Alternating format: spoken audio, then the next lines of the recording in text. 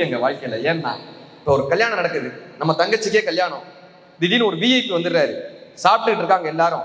நீங்க யாரை போய் எந்திரிங்கன்னு சொல்ல முடியும்? கீழே சாப்பிட்டுட்டு இருக்காங்கன்னு வச்சுக்கோங்க, யாரை எந்திரிங்கன்னு சொல்ல முடியும்? நம்ம அப்பா அம்மாவை சொல்ல முடியாது, அப்பா எந்திரிங்கப்பான்னு சொல்ல முடியுமா? முடியாது.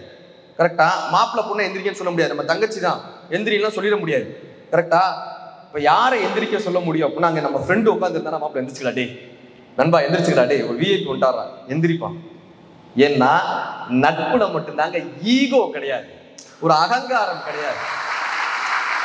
நட்புல மட்டும்தான் எதிர்பார்ப்பு கிடையாது.